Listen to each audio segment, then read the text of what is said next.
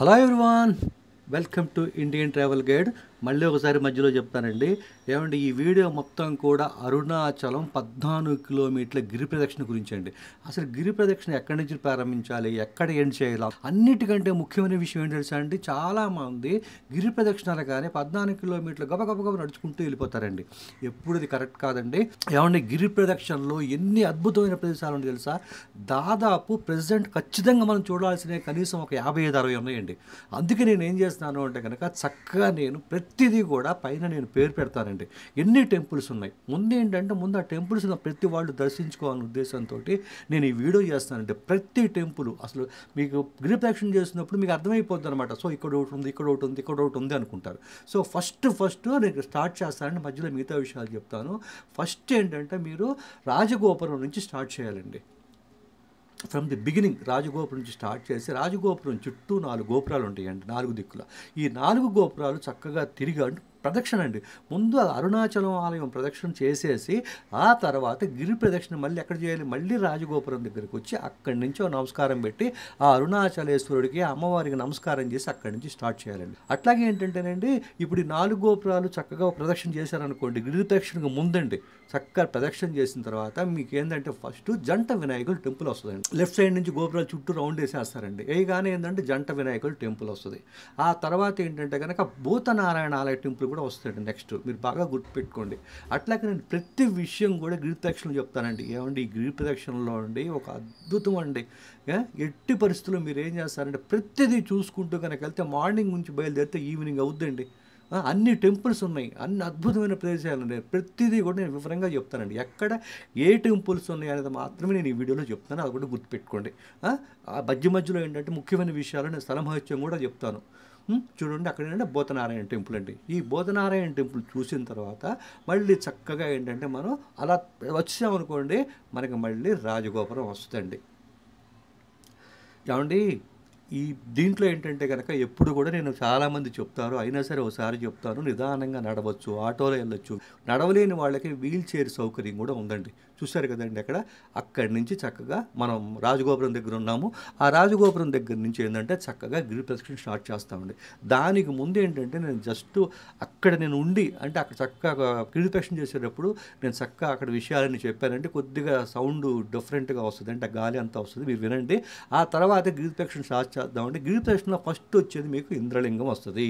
అంటే కరెక్ట్గా చెప్పాలంటే రాజగోపురం దగ్గర నుంచి జస్ట్ అలా కొద్దిగా ముందుకెళ్ళగానే ఫస్టే మీకు ఇంద్రలింగం వస్తుంది. దానికి ముందు ఏంటంటే ఒకసారి వాయిస్ వినండి, మధ్యలో ముఖ్యమైన విషయాలు నేను ప్రతి చోట చెప్తాను. మీకు మళ్ళీ ఒక విషయం చెప్తున్నానండి.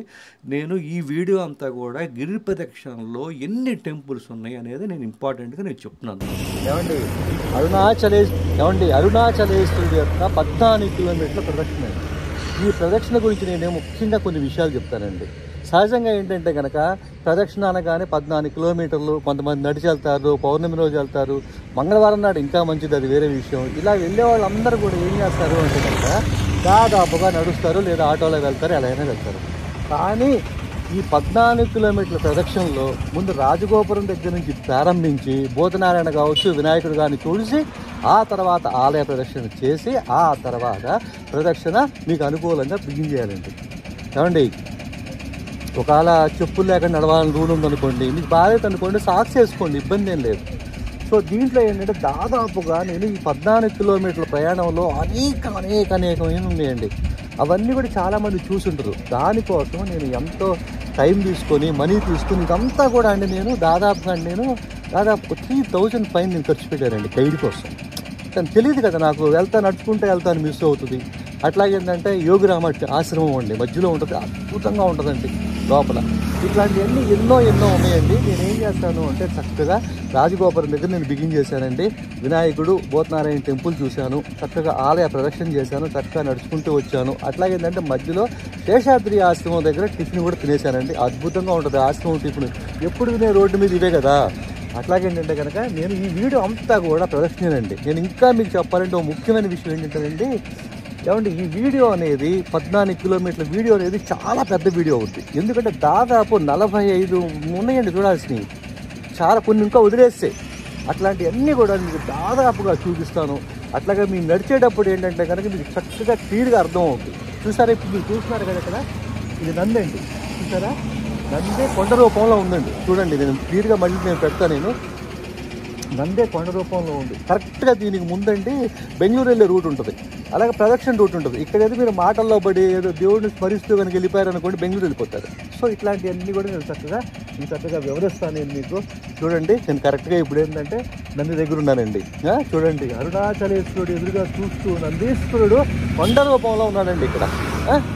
సరేనా, మేము మళ్ళీ చక్కగా నెమ్మదిగా వెళ్తాము. వెళ్తూ చక్కగా చూసుకుంటూ వెళ్దాం. ఇప్పుడు నేను ఈ వెనక ఆశ్రమం చూపిస్తానండి. ఇక్కడ టెంపుల్ దుర్వాస మహర్షి ఆశ్రమం అండి ఇది. ఇక్కడ ఇల్లు కట్టుకునే వాళ్ళు మీరు చూస్తే ఆశ్చర్యపోతారు. ఇల్లు కట్టుకోవాలని కోరిక ఎంతమంది ఉందనిపిస్తుంది. చూడండి, ఒక్కసారి ఇక్కడ చూసేసి బయలుదేరదాము. అదిగోండి, దీని వెనకే అన్నమాట. మీరు అదిరిపోతారు చూస్తే. ఓకేనా, ఇక బయలుదేరదామా. అరుణాచలేశ్వరుడి యొక్క 14 కిలోమీటర్ల ప్రదక్షిణ. ఏమంటే ఇప్పుడు నేను కావాలని నేను మామూలు రోజుల్లో తీస్తున్నానండి. అదే నేను పౌర్ణమి రోజు కనుక తీస్తే నేను వీడియోకి ఇట్లా పెడతానికి కూడా ఛాన్స్ లేదు. అంతమంది ఉంటారన్నమాట. సో కావాలని మామూలు రోజుల్లో తీస్తున్నాను. మీకు ఇష్టమైతే మామూలుగా రండి, లేదా మంగళవారం నాడు చాలా మంచిది. ఇంకా చెప్పాలంటే పౌర్ణమి రోజు ఇంకా మంచిది, ఇంకా కార్తీక మాసంలో ఇంకా చాలా మంచిదండి. ఓకే, అలాగే రాజగోపురంలో స్వామిని దర్శించుకునేటప్పుడు అరుణాచలేశ్వరుని 5 రకాల ప్రసాదాలు పెడతారండి. అసలు అవి మామూలుగా ఉండవండి.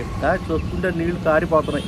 5 ప్రసాదాలు 5 కొనేసేయండి. తలా కొద్దిగా తినేసేసి చక్కగా ఏం చేస్తారంటే ఆ దర్శనంలోకి వస్తారు కదా, నడుస్తూ ఉంటారు కదా, చిన్న పిల్లలకి వాళ్ళకి తలా వడ్డిచ్చేయండి. మహా అయితే 250 రూపాయలు, 50కి 5 ఇస్తారు. సరే, ఆ వీడియో నేను మొత్తం చూపిస్తాను. ఓకేనా, ఇక బయలుదేరదామండి. వీడియో మాత్రం చాలా పెద్దది, ఎందుకంటే ప్రతిదీ ఒక్కటి ప్రదక్షిణ చేద్దాం అనుకున్నప్పుడు ఖచ్చితంగా ఇది చూడండి. అట్లాగే మీ వాళ్ళు ఎవరన్నా వెళ్తుంటే ఖచ్చితంగా మీరు పంపండి. 100% చెప్తున్నాను, ఎందుకంటే నేను చాలా వీడియోలు చూసాను. నేను దాదాపు ముఖ్యమైన వాళ్ళు చెప్పాను, నేను కాదట్లా, కానీ ప్రతిదీ చెప్తాను అనమాట. ఇంత కష్టపడి 14 కిలోమీటర్ల ప్రదక్షిణ చేస్తున్నప్పుడు ఇట్లాంటి దుర్వాస మహర్షి కానీ, ఆ ఎదురు నంది కానీ, ఇలాంటి అద్భుతమైన ప్లేస్లు ఎన్ని ఉన్నాయి. యోగరామ ఆశ్రమం ఎంత అద్భుతంగా ఉంటుందో అవన్నీ కూడా నేను కవర్ చేస్తాను. ప్రతిదీ కూడా కవర్ చేస్తాను. చూసుకుంటూ వెళ్దాము. శివుడు మ్యూజిక్ కూడా పెడతాను. పదండి. ఓ అరుణాచల శివాయ, ఓ అరుణాచల శివాని స్మరిస్తూ వెళ్ళిపోదాం.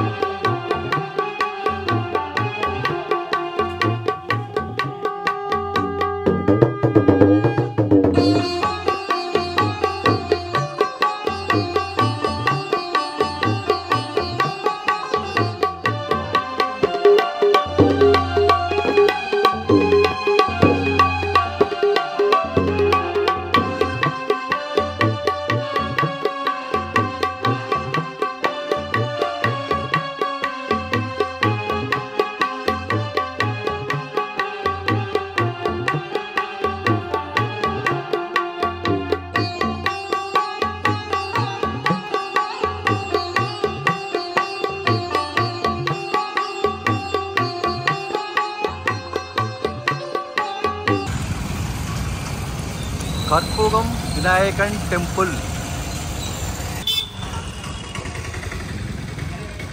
కామాక్షి అమ్మన్.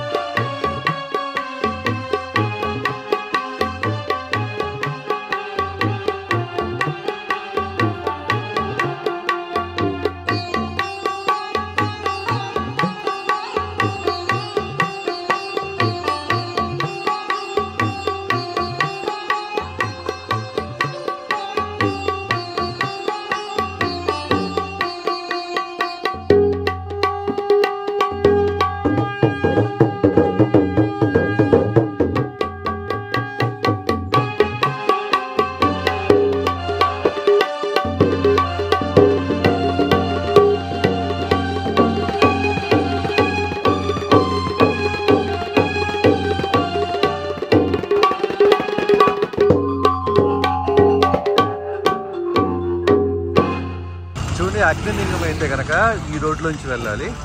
చూసారు కదా ఎదురుగా టెంపుల్ కూడా గుర్తు చెప్తున్నాను, గణపతి టెంపుల్ ఉంటుంది చూడండి.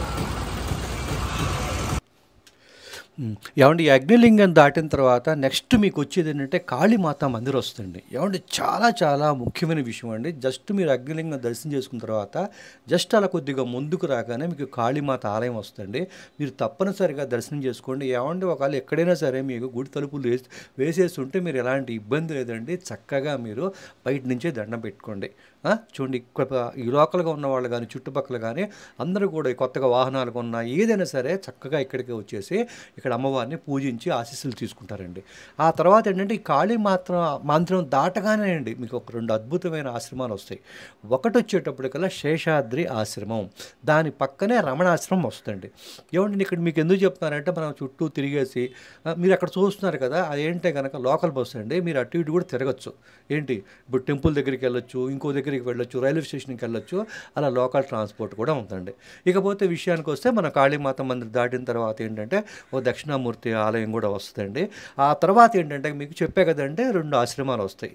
ఏమండి శేషాద్రి ఆశ్రమంలో చక్కగా మీరు టిఫిన్ చేయండి. ఏమండి తినకుండా వెళ్ళాల్సినంత అవసరం ఏం లేదండి. చక్కగా తినండి, చాలా తక్కువ ప్రైస్కి వస్తుంది. మీకు మళ్ళీ చెప్తానండి భోజనం విషయంలో వచ్చేటప్పటికల్లా టిఫిన్ కానీ భోజనం కానీ ఈ శేషాద్రి ఆశ్రమంలో అద్భుతంగా ఉంటుందండి. అదేనండి మీరు చూసే దక్షిణామూర్తి ఆలయం అండి. చక్కగా దర్శనం చేసుకోండి. అక్కడ మార్నింగ్ పూట ఇడ్లీ దోశ అన్నీ చక్కగా దొరుకుతాయండి. అదే కదండి చూడండి శేషాద్రి ఆశ్రమం. మీకు ఇక్కడ వసతి కావాలంటే కనుక కొద్దిగా ముందుగా బుక్ చేసుకోవాలండి. 1-2 నెలలు ముందు బుక్ చేసుకోవాలి. తర్వాత ఏంటంటేనండి ఈ లోపల ఏంటంటే భోజనం కానీ ఇవన్నీ మీకు ఎందుకు చెప్తుంటానంటే నేను చాలా తక్కువ ప్రైస్కి మంచి ఫుడ్ దొరుకుతుందండి. హ్యాపీగా చక్కగా తినేసేయండి. ఆ తినేసే చక్కగా మీరు ముందుకు నడవండి. అదే రమణాశ్రమం ఉంది. మనం గిరివరం అంటే పైకి వెళ్తాం కదండి, కొండ ఎక్కుతాం కదా, ఏది మన స్కందాశ్రమం ఇవన్నీ వెళ్తాం కదా, ఇక్కడి నుంచే వెళ్తారండి. ఆ సెక్షన్ వేరే అండి. ఆ వీడియో నేను సపరేట్గా పెట్టాను, మీరు చూడండి.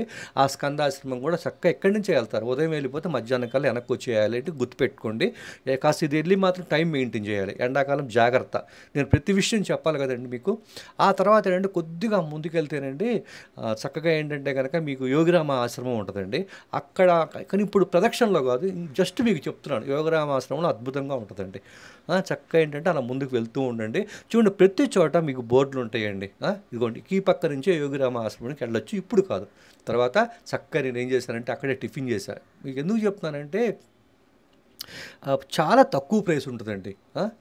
కేవలం ఇప్పుడు అందరి దగ్గర మనీ ఉండాలని లేదు కదా, మంచి టేస్ట్ ఉంటుంది, చాలా చాలా తక్కువ ప్రైసు. హ్యాపీగా అక్కడ టిఫిన్ చేసేయండి. ఈ నడిచేవాళ్ళు కానీ ఆటో వాళ్ళు కానీ చక్కగా చెప్పండి. ఏమంటే మీరు ఆటోలో వెళ్తుంటే మీరు ముఖ్యంగా గుర్తుపెట్టుకోవాల విషయం ఏంటి చెప్పమంటారండి, కేవలం గిరి ప్రదక్షిణ అంటే ఈ అష్టలింగాలు చూపించి కాదండి, చాలా చాలా ఉన్నాయి. అందుకనే నేను ఈ వీడియో చేస్తున్నాను.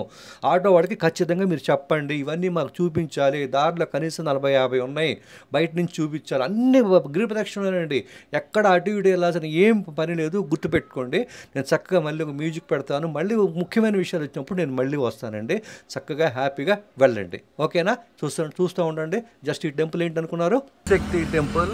రమణాశ్రమం దాటగానే యోగ నరసింహ దాటగానే వస్తుంది. చాలా అద్భుతమైన టెంపుల్.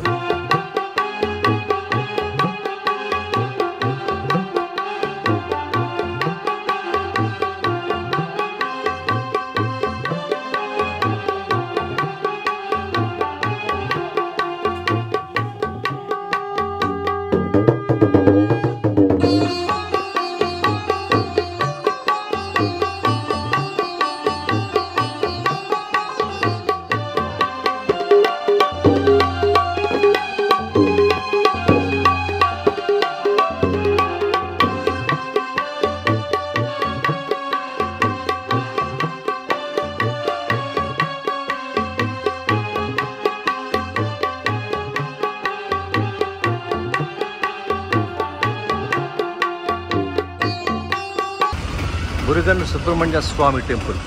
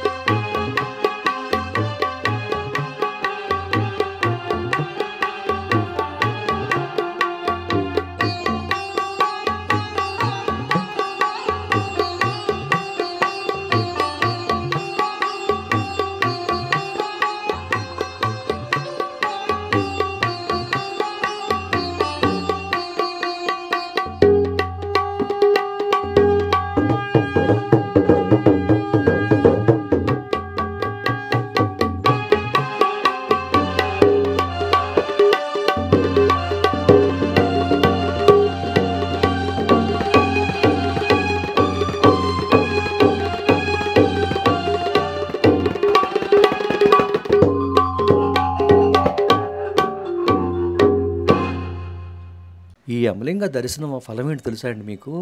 ఏమంటే ఆకస్మికంగా ప్రమాదాలు జరుగుతాయండి. ఆకస్మికంగా ఒక్కొక్కసారి అయ్యో! ఏంట్రా భగవంతుడా దర్శనానికి వెళ్తాం ఇంకోటి జరుగుద్ది.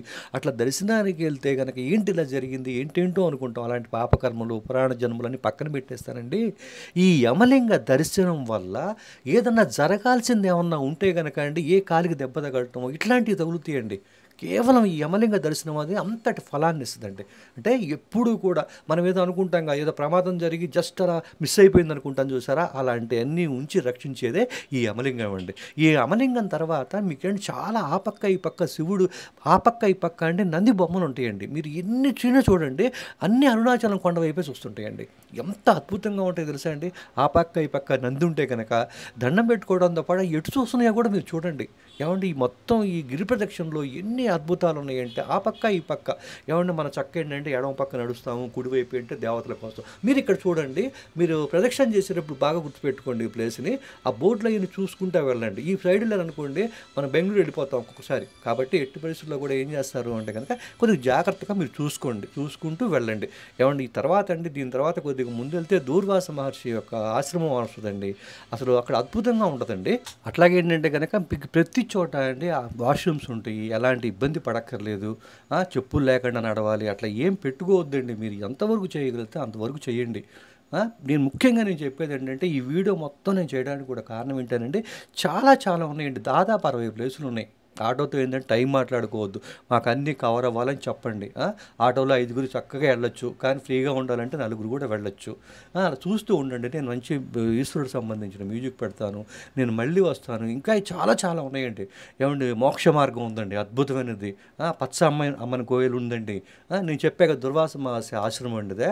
అక్కడ చూడండి, అక్కడ కనుక అలా చేసుకొని అక్కడ దుర్వాస మహర్షి ఆశ్రమాన్ని దర్శించుకుంటేనండి సంవత్సరం తిరిగేలోపు ఇల్లు కట్టుకోగలరని ఇక్కడ నమ్మకం అండి. అందుకే అంతమంది చక్కగా ఇక్కడ చేస్తారు. నేనేం చేస్తానంటే ఈ తర్వాత ఏం చేస్తానంటే నేను ముందు చెప్పే కదండి, చూశారు కదా ఇక్కడ అది ఇక్కడేనండి నంది కొండలాగా ఉంటుంది. అంటే అరుణాచలం చూస్తూ ఉంటుందండి ఇక్కడే అనమాట. చక్కగా మీరు చూస్తుండి ఆ తర్వాత ఏంటంటే నైరుతి లింగం వస్తుందండి. నైరుతి లింగం వచ్చిన తర్వాత దర్శనం చేసుకోండి. నైరుతి లింగం అయిన తర్వాత నెక్స్ట్ ఆ యొక్క నైరుతి లింగం యొక్క స్థలఫలం కూడా నేను చెప్తాను.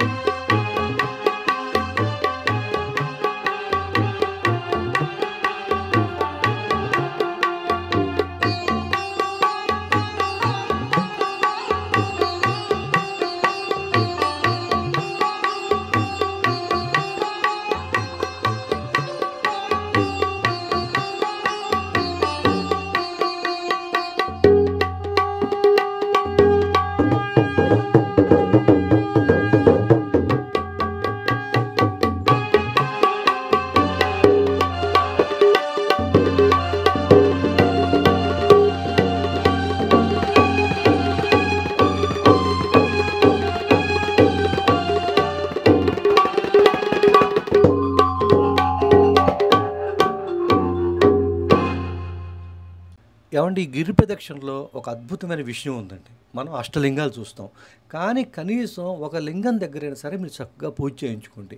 మీకు కోరుకున్నారు. చదువు కావచ్చు, ఉద్యోగం కావచ్చు, ధనం కావచ్చు, అప్పులు కావచ్చు, ఏదైనా సరే ఒక కోరిక కోరుకొని మనసులో ఆ అరుణాచలేశ్వరికి, అమ్మవారికి నమస్కరించి ఇది నా సమస్య అని చెప్పి మీరేం చేస్తారు అంటే అష్టలింగాల్లో పూజ చేయించుకోండి. ఏ రాశి వాళ్ళు ఏ లింగానికి పూజిస్తే కొన్న కోరిక అనేది శీఘ్రంగా నెరవేరుతుందో చెప్తానండి. ఏమంటే మేషరాశి అనుకోండి, మీది నైరుతి లింగం దగ్గర పూజ చేయించుకోండి. ఏమంటే అన్ని చోట్ల పూజ చేయించుకోండి. ఏమాత్రం అవకాశం ఉన్నా సరే అన్నీ చెయ్యండి, నేను కాదంట్లా. కానీ కనీసం ఒక దగ్గరైనా సరే మీరు పూజ చేయించుకోండి. ఏంటి మేషరాశి ఉందనుకోండి, నైరుతి లింగం దగ్గర పూజ చేయించుకోండి. అలాగే వృషభ రాశి వాళ్ళు ఇంద్రలింగం దగ్గర పూజ, అలాగే మిథునం వాళ్ళు ఈశాన్య లింగం, కర్కాటకం వాయులింగం, సింహరాశి వాళ్ళు అగ్నిలింగం, కన్యారాశి వాళ్ళు ఈశాన్యలింగం, తులారాశి వాళ్ళు ఇంద్రలింగం అండి. అలాగే ఉచ్చిక ఉందనుకోండి, ఉచ్చిక రాశి వాళ్ళు ఏం చేస్తారు, యమలింగం దగ్గర పూజ చేయించుకోండి. అలాగే ధనస్సు కుబేరలింగం అండి. అలాగే మకర రాశి వాళ్ళు వరుణలింగం దగ్గర పూజ చేయించుకోండి. కుంభం అండి, కుంభరాశి వాళ్ళు ఏం చేస్తారంటే వరుణలింగం దగ్గర పూజ చేయించుకోండి. అట్లాగే మీనరాశి వాళ్ళు కూడా కుబేరలింగం దగ్గర పూజ చేయించుకోండి. ఇలా ప్రత్యేకించి పూజ చేయించుకోవడం వల్ల ఏముందంటే సంబంధించిన కోరిక అనేది మీకు చక్కగా తీరుద్ది. ఏమంటే సాధ్యమైనంత వరకు మీకు అవకాశం ఉంటే మార్నింగ్ నుంచి ఈవినింగ్ వరకు టైం పెట్టుకొని చక్కగా అన్ని చోట్ల చేయించండి. ఏమాత్రం అవకాశం లేనప్పుడు ముఖ్యంగా ఒక దగ్గర పూజ చేయించుకోవాలనుకుంటాం కదా, అలాంటప్పుడు మీరు చేయటం కోసం నేను చెప్తున్నానండి. అలాగే ఏంటంటే ఇందాక చెప్పా కదండి యమలింగం గురించి, అట్లాగే ఏంటంటే ఇక్కడనే మీకు అన్ని అష్టలింగాల్లో ఉన్న ఫలం కూడా నేను ఒకసారి చెప్తానండి. నేను పురాణాల్లో ఉన్నదే చెప్తున్నాను, అంతే తప్ప ప్రత్యేకించి నా సొంతంగా ఏం చెప్పట్లేదండి. ఈ అష్టలింగాల్లో అండి నైరుతి లింగం దగ్గర మీరు పూజ చేయించుకోవటం వల్ల లేదా దర్శనం చేసుకోవటం వల్ల ఏంటంటే అండి మీరు జీవితంలో మనకు తెలిసి తెలియక అనేక దోషాలు చేస్తామండి. అది మానవ సహజం అండి. అట్లాంటి దోషాలన్నీ కూడా నైరుతి లింగం అనేది తీర్చేస్తుందండి. అక్కడ పూజ దగ్గర దోషాలని పోగొడుతుంది. అట్లాగే పశ్చిమ లింగం అండి, అంటే వరుణలింగం అన్నమాట. అట్లాగే ఏంటంటే వరుణ ఏంటి, చల్లగా ఉంటుంది కదా, ఆ వరుణదేవుడు మిమ్మల్ని మీ కుటుంబాన్ని చల్లగా చూస్తాడండి. ఏమంటే ఆలయ గ్రహం శని అండి. కాబట్టి ఏంటంటే శని దోషాలు ఏమన్నా ఉంటే కూడా చక్కగా పోతాయండి ఇక్కడ. ఏమంటే అన్నీ ఇక్కడ వరుసగా చెప్పేస్తానండి, మీకు జస్ట్ ఐడియా కోసం చూస్తూ ఉంటారు కదా, దానికోసం అండి. అలాగే వాయులింగం అండి. ఏమంటే ఈ వాయులింగం ద్వారా ఏంటంటే తెలుసా అండి, ఈ వాయులింగంలో మీ ఆయుష్ని పెంచుద్దండి. ఏమంటే ఒక్కొక్క ప్రదేశానికి వెళ్తే ఒక్కొక్క శక్తి వస్తుందండి. మనం తిరుపతి కింద ఉండటానికి పైకి వెళ్తానికి తేడా లేదండి, పైకి వెళ్ళగానే తెలియని శక్తి వస్తుంది.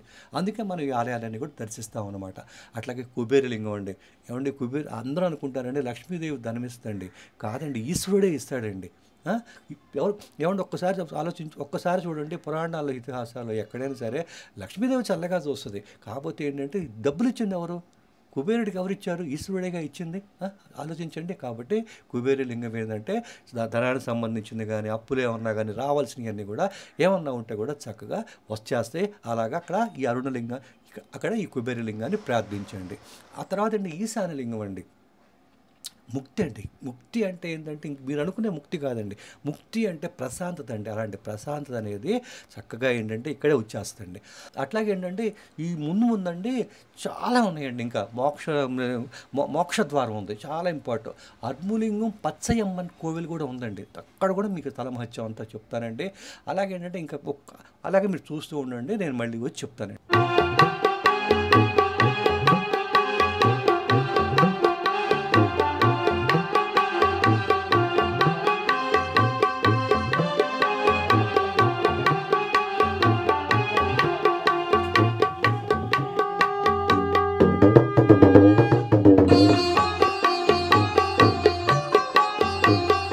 వరుణలింగం కూడా చూసాం కదండి మనం. తర్వాత ఏంటంటే ఈశాన్యలింగం అండి. ఈశాన్యలింగం తర్వాత ఏంటంటే ఇంకా కొన్ని ఉన్నాయండి. తర్వాత ఏంటంటే మనకేంటే పచ్చని అమ్మని కోయిల్, ఆ తర్వాత ఏంటంటే పచ్చని అమ్మని కోయిల్ కూడా వస్తుంది. చాలా చాలా ఇంపార్టెంట్.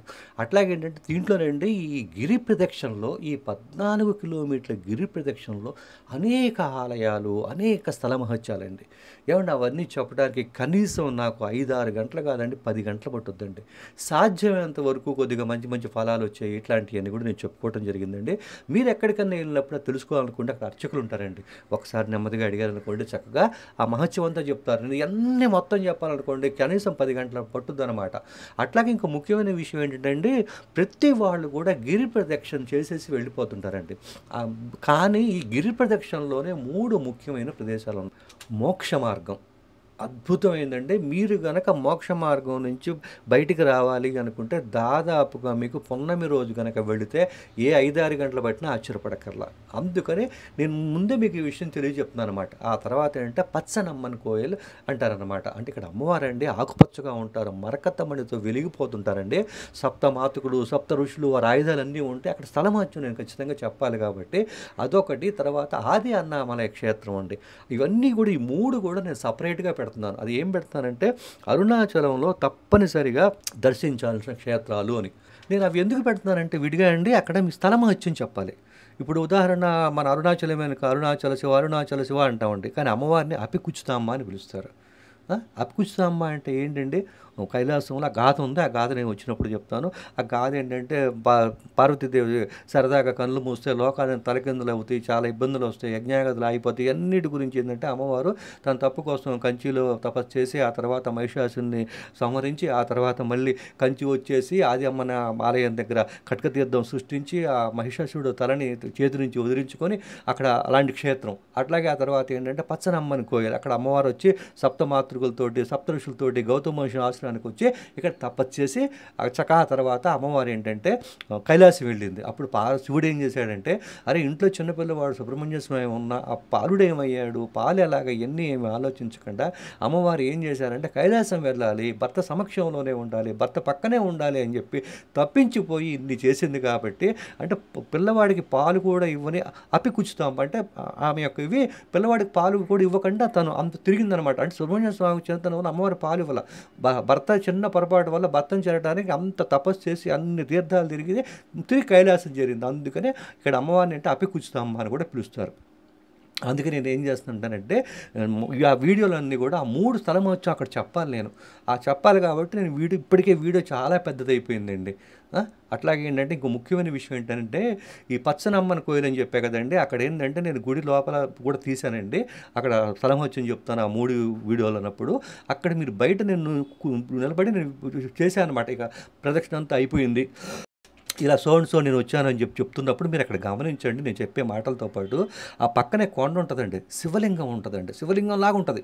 ఈ పక్కనే అమ్మవారి పచ్చనమ్మని కోయిలు, అలా శివపార్వతులు పక్కనే ఉన్నట్టుగా ఉంటుందండి. మీరు ఒక్కసారి వీడియో క్లైమాక్స్ వీడియో పెట్టినప్పుడు మీరు ఒకసారి గమనించండి. ఆ గమనిస్తే చక్కగా మీకు అర్థం అవుద్ది. అట్లా నేను ప్రతిదీ కూడా నేను వివరంగా చెప్తానండి. అట్లాగే ఏంటంటే ప్రదక్షిణ ఏంటంటే మీరు ఎక్కడైతే ప్రారంభించారు ప్రదక్షిణ మళ్ళీ అక్కడికి వెళ్ళి స్వామి ఇలా చేసాము అమ్మ తల్లి అని చెప్పేసేసి ముగించండి. అట్లాగే ఏంటంటే ఆలయంలో పగలు రాత్రి 2 చూడండి. పగలకు 3 గంటలు కేటాయించండి, రాత్రికి 3 గంటలు కేటాయించండి. సో ఇప్పుడు ఏంటంటే చక్కగా ఆ పచ్చనమ్మని కోయిల్ దగ్గర అవి కూడా వినండి. ఏమంటే మార్నింగ్ 5:30, 5:40కి బయలుదేరానండి. రాజగోపురం దగ్గరికి వచ్చాను. అక్కడ దండం పెట్టుకొని చుట్టూ ఆలయ ప్రదక్షిణ చేసి తర్వాత భూతనాథ ఆలయం కానీ గణపతి ఆలయం చూసి ఆ తర్వాత ఇలా వచ్చానండి. నేను మొత్తం ఆటోలోనే వచ్చానండి. ఆటోలో వస్తే దాదాపుగా 7, 8, 9, 10, 11, 12 టైము 11 అయింది. అంటే దాదాపుగా 5 అవర్స్ పట్టిందండి. అంటే నడిస్తే ఎంతసేపు పట్టుద్దో చూడండి. అంటే అన్ని టెంపుల్స్ అనేవి మనకు ఉన్నాయండి. ఈ మత్స్యమలై ఆలయంలో అండి బయట ఎంత అద్భుతంగా ఉందో లోపల 10 రెట్లు అద్భుతంగా ఉంటుందండి. లోపల ఇన్నర్ వరకు మాత్రం కెమెరా ఎలవ్ లేదు. నేను కెమెరా ఎలవ్ లేని చోట ప్రతి ఎక్కడ కూడా నేను తీయలేదండి. నేను ఈ వీడియో అంతా కూడా చక్కగా ఏంటంటే మీ వాళ్ళందరికీ మీరు షేర్ చేయండి. నా దగ్గర ఛార్జింగ్ కూడా అయిపోవచ్చింది. ఇంకేం లేదు, నెక్స్ట్ రాజగోపురం దగ్గరికి వెళ్ళి దండం పెట్టేసుకోవటం, ఇక వెళ్ళిపోవటం అనమాట. అంటే ప్రదక్షిణ పూర్తయింది. ఎందుకైనా మంచిదని నేను ముందే గబగబా వీడియో తీస్తానండి. వీలుంటే లాస్ట్ రాజగోపురం దగ్గర దండం పెట్టిన ఒక వీడియో తీస్తాను, జస్ట్ రాజగోపురం దగ్గర అనమాట. అట్లాగే ఈ వీడియో ఏంటంటే మీరు ఖచ్చితంగా అందరికీ షేర్ చేయండి. ప్రదక్షిణ చేయలే వాడికి చాలా చాలా ఉపయోగంగా ఉంటుందండి. సరేనా?